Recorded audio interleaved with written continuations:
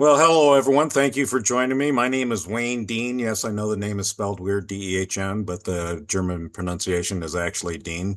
So I lead a sales training program. I'm a Emmy nominated television producer. I'm an author of a book. I'm a certified trainer and I'm an award-winning speaker. Today's session is teaching you my step system to success, which is about a selling process. But I want to first invite everybody. You can join my online community for free. Each week I post different sales topics. Members, they share sales tips. So you can join my community for free by just going to facebook.com/groups/question-led selling. So we talk a lot about, are you asking the right questions? Are you doing the right things to work with people? So that is a free service. Just go to my Facebook group, Question Led Selling, and you can participate. I'll get a notification when you go there and ask to join. So then I'll give you the approval to be able to join. But I really dislike sales people, any type of sales where you go through a long program and you don't know what they're trying to accomplish or what they're trying to sell you. So I'm just going to be right up front with you right now that if anybody's interested after you hear my system and you want to participate in my program, my weekly sales club is my first dimension. The first thing that I offer is every Wednesday, 11 o'clock Mountain Time, for only $199 a month. You have full access to my weekly live sales training programs. Next one starts in about 30 minutes. All right. You have full access to the entire library that I have. I record all of my sessions. So there's over 150 of them right now that you can pull up and refer back to. So if somebody wants to join my program for the weekly classes, the 1 hour classes, but they think, oh, I can't attend on Wednesday, all of them are recorded. So you can go back and play them back at your leisure when you want to. In addition to that, everybody gets 1 hour of one-on-one coaching with me specific to their needs. And they still get access to initial level of my question-led selling online program. So that's the first level. Second level, if somebody says, well, I got 3 or 4 people. Well, for a company or some group, for 3 to 8 people, there's a pretty good deal. You get it, the same thing you get at dimension number one, but for $4.99 a month. And then if somebody's looking for intensive in-house training, looking for a keynote speaker, those are negotiated later. So I hope you appreciate the fact that I was upfront about this. Today's session is free. Joining my question-led selling is free. But if you want some more detailed program, then you'd want to go into my sales club, my weekly sales club. And you're invited to crash a course. Anybody that says, hey, Wayne, I'd like to try one of your courses can come to one of the Wednesday sessions for free. Just reach out to me at Wayne@3dsalestraining.com, Wayne@3dsalestraining.com, or as you see here, the phone number 970-286-5665, and I'll send you the link to join one of our weekly classes for free to see what you think about it. And some of the subjects, I put a curriculum up here of all the different things that I have here. I have things that either relate to sales strategies and techniques, attitude adjustment, doing the right behaviors. So everything that I do falls into one of those 3 categories, hence the name 3D training. Is it a motivational issue that one needs? Is it a behavioral issue? Is it having the right strategies? So these are just a list of some of the different courses that I cover each Wednesday on closing the sale, getting the appointment. Sales is easy.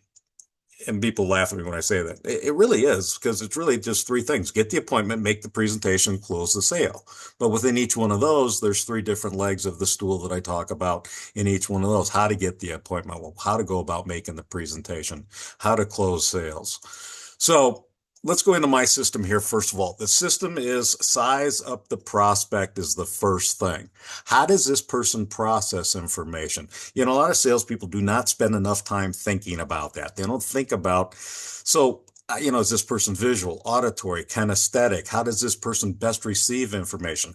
How is this person communicating back out to me? Words, tone, body language. So the first thing we do in our system is teach you how to diagnose how this person will best receive your information. Most salespeople can't wait to show up and throw up, but the idea is identifying the style of the person that you're talking to. So the S in size up my situation, size up is size up the prospect. Who is this person? But I want you to think about how prospects view things. And I apologize for those of you who don't get the baseball analogy, but prospects think sales is a game. And what I mean by that is think about like if you're going to go buy a car today, you get your psyched up, you think about this guy, this is going to be a game between you and the salesperson. But unfortunately, what happens is prospects think it's football. They think you're coming to crush them, aim to Kirk. After all, you've gone to sales training to learn how to beat them. So they're already apprehensive. They're on a defensive mode. The first thing that a prospect does is tries to get into this mode of, all right, we're going to get into a game here and it's going to be a tough game. This person's going to want to crush the aim to tackle me. But the salesperson looks like it in baseball. The object in baseball is just to go home. The object in football is crush the maim, to tackle your opponent, all with the objective of penetrating their end zone. It even sounds violent. But the salesperson just wants to think of it as baseball. So I use a baseball analogy to help people remember my systematic approach. But you need to understand something. Buyers have a system too, and they are better at their system and have done it longer than salespeople typically. So let's talk about the buyer system. And the buyer system has three bases to it. And just like in baseball, you can't go home unless you go to first, second, and third base in that order. So the first base in the buyer system is they mislead or they play their cards close to the vest. And what I mean by that is they're not bad people, but a prospect seldom says to somebody, hey, here's my problem. It's really bad, really needs to fix this issue. Here's my budget. Here's how much money I have. If you can fix my problem, my price I can afford, we got a deal. Because buyers think that if they tell the salesman too much at the beginning, they lose sources of leverage. So the first thing a buyer does is they mislead about it sounds like, well, we might be interested, probably not going to be doing anything today. I'm not buying anything today. The first problem a prospect brings you is never the real problem. It's part of the problem, but it's never the real deep down problem. So remember, the first problem the buyer brings you is not the real problem. It's part of the problem, but they have to play their cards close to their vest because they think misrepresentations to a salesperson don't count in their mind as a bad thing because salespeople lie to them. So who's going to start this, misrepresentation, if you will? Again, if you don't like the word lie, just think of it as they misrepresent what's really going on. And here's a line that I have. You can still go to heaven and lie to a salesperson. So what I mean by that is prospects are going to lie to you, but as a salesperson, you should be thinking, hey, I need to ask more questions. That's why my program is called Question-Led Selling. I need to ask more questions because the representation that this client is giving me is not necessarily the truth right now. They're hiding the truth because they're afraid they'll lose sources of leverage. So if you're in baseball and you're on first base, they've misrepresented what they want and what they need. If you're going to get to second base, in baseball, most people know if the person behind you doesn't get a hit, a walk, or an error, that they steal. So the buyers, what they're stealing is they're stealing information to use against you, against the competition. They want to be educated consumers. They want to know what you know and they want it for free. So the first thing they do is they try and turn you into a free consultant. All right.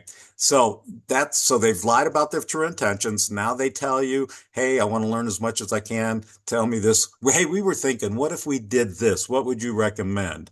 And the salesperson can't wait to educate the customer. And many, many salespeople have been stuck at second. They've been stranded at second as free consultants. Third base in the buyer system is now they commit to nothing. They get the dreaded TIO. We'd like to think it over. So again, they mislead about what they're going to do with this information that they just stole from you at second base. So again, their system is mislead about their true intentions, steal as much free information as they can, give you the TIO, we'd like to think it over. And then what happens is they're rounding third, they're heading for home. Now, they hide. And what I mean by that is they don't answer the phone, they don't return your phone calls, they don't reply to emails because they've received everything they need from you already so they can become an educated consumer and go shop somewhere else.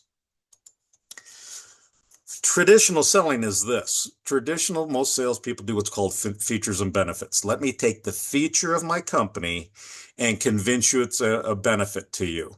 In the 70s, actually, Minnesota Mining and Manufacturing, 3M, as you know it today, actually came up with the phrase dog and pony show. Where we go there, we can't wait to show up and throw up. We can't wait to show our benefits and features. And then most people think sales training is about how to handle stalls and objections.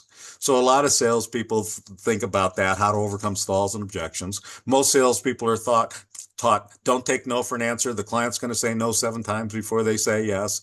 And then chase, chase, chase. So if you think about what's going on right now is the buyers are misleading about their true intentions. So the salesperson is pitching about what he thinks the client really needs.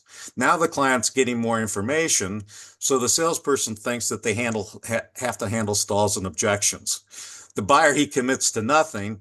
The salesperson is trying to close, and according to Zig Ziglar, there's 7 different closes: the puppy dog close, the you owe me close, the assumptive close, the special offer, the unique value, that most clients are already jaded against typical closing. And then they hide, and the salesperson chases. So the joke I have is no wonder most mamas don't want their babies to grow up to be salespeople, because this system only works 2 to 3 out of 10 times. And so most of the time, salespeople are getting a no because they're missing what it was that this client really needed. Prospects don't buy your product or service. They buy solutions to their problem. So that's what a real salesman does, is finds out what their real problem is instead of just trying to pitch a product or a service. So here's the recommendation. Here's what I say. Start playing the game in 3D. Here's what we do first. Just like in baseball, before the game, the players kind of size up each other. There's some bonding rapport, some high five, and get to know each other. So who is this person? Remember, rapport is a French word for come together. Most people tell me that they are great at sales because they do a good job of bonding with the prospect because the person likes them. But how much time does a salesperson really spend sharpening their skills at bond and rapport? We spend a lot of time on that in our program, teaching people to understand how does this person process information? How does this person communicate? What's called transactional analysis, what's called critical parent, nurturing parent, how to really do a good job at the beginning of sizing up this situation and bonding rapport.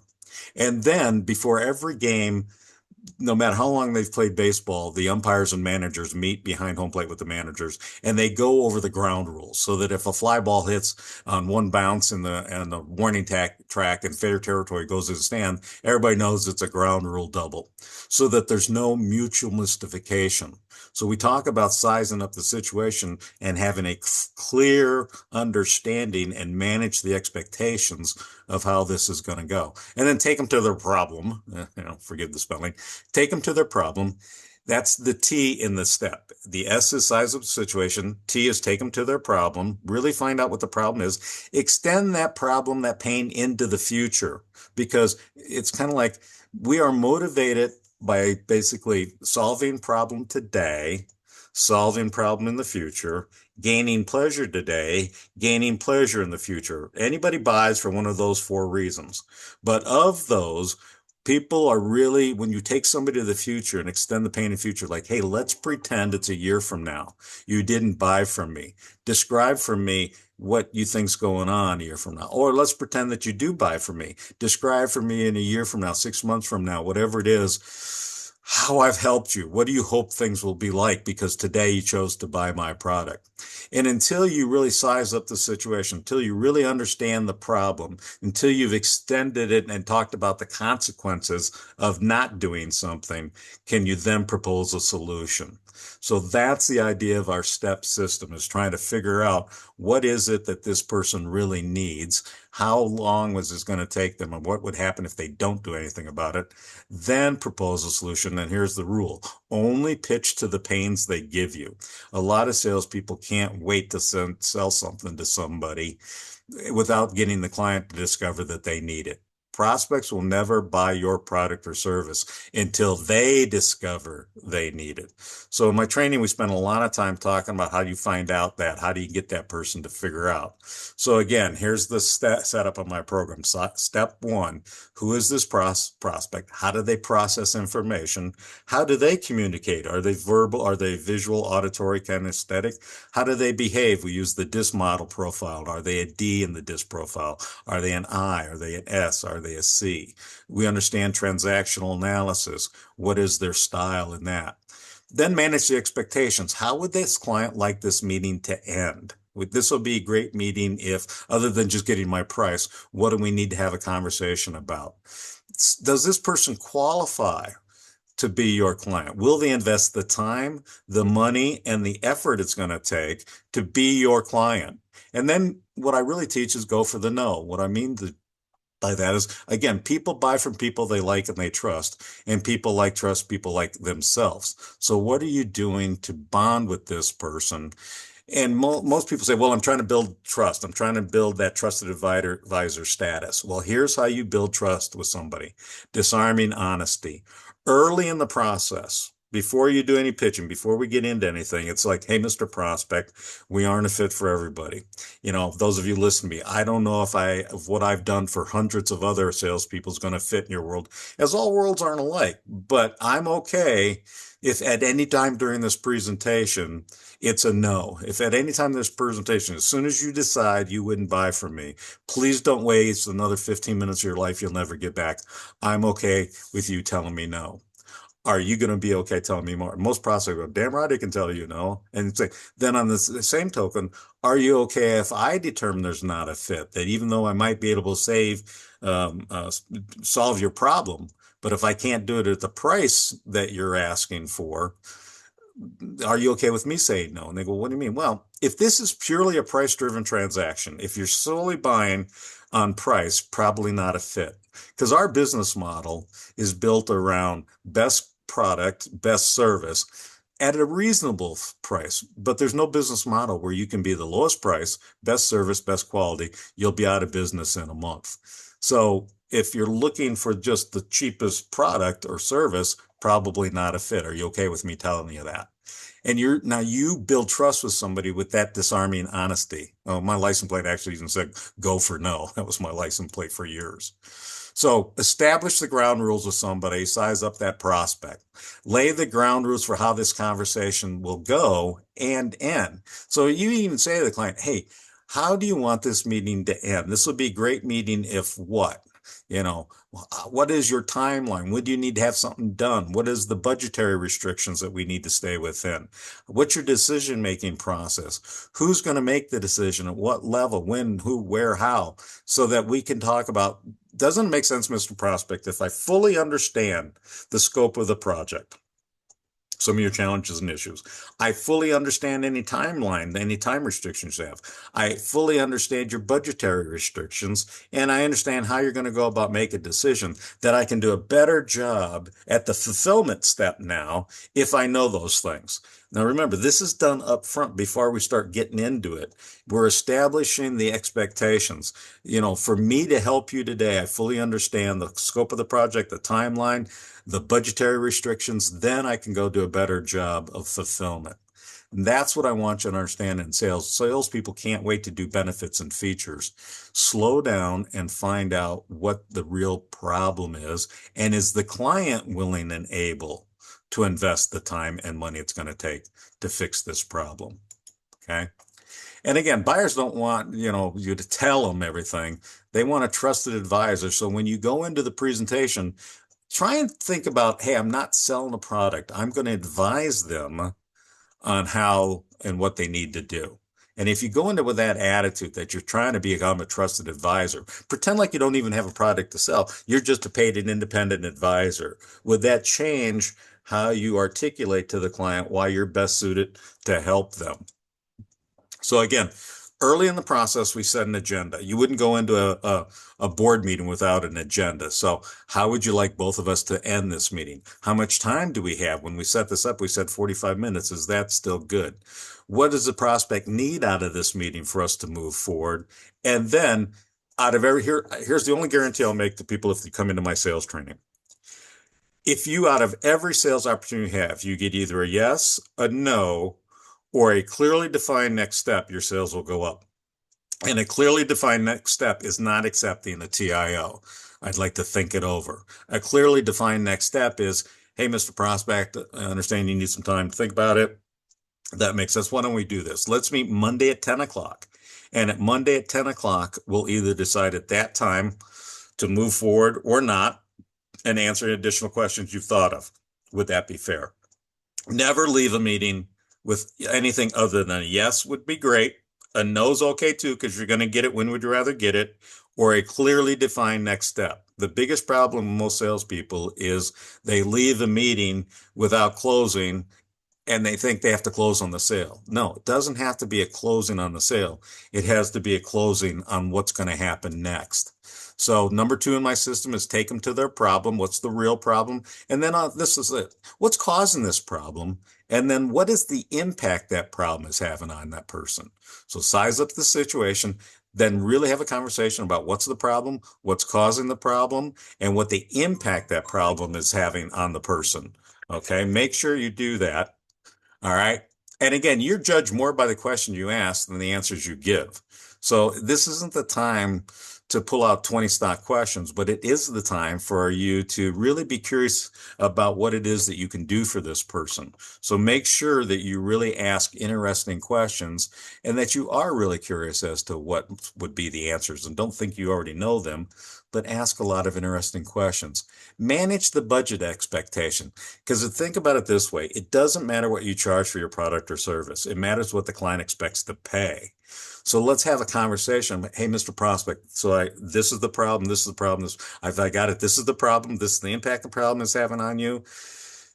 Do I fully understand it? Yes, you do. Hey, you mind sharing with me what you think it's going to take to fix these? And I'm not saying the final number. I'm talking about give me in round numbers what you think is going to take to address these problems. So we're not trying to negotiate the final dollar right amount. We're just trying to get an expectation, because the last thing we want to do is run home, do a proposal, and the proposal is 50% more than the client was expected. So that's why they say, well, gee, this is more than I was hoping for. I'd like to think it over, when it's really a no because it didn't meet their budget expectations. All right. And then the E in the step is size up the situation, T taking to her pain, extend that problem in the future by a thing, hey, let's pretend. Let's pretend you don't do anything. Let's pretend you do anything. Describe for me. Interesting happens when you take somebody to the future, they'll describe for you how they hope you solve their problem for them. So it's another way of getting more information, because here's a rule I have in my system. You'll make more sales in my system, not because you have a better product or service than the competition. Certainly, I hope you do. But you'll make more sales because you find a problem or a challenge that you are uniquely positioned to fix that maybe the competition didn't find, because you asked interesting questions. So that's why we want to use some techniques to get more information out of the client. And then the last thing is proposal solution. Before you even present, hey, Mr. Prospect, let's pretend I can solve your problem at a price you can afford. I'm just curious what would happen next. Over the years that I've been a sales trainer, 26 years, people say to me, what's the magic dust? What's the magic close? The close is done before you present, because if you really identify what the challenges and issues are that this client has, and you understand their budget expectations, and you can design a product or service to solve their problem at a price they can afford, you don't really have to close. But you do ask before you present, hey, Mr. Prospect, I'm about ready to show you how to solve your problem at a price you can afford. Hey, I'm just curious.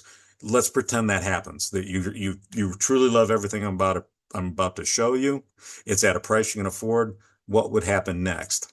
Because remember, we talked about most salespeople are talking about overcoming objections.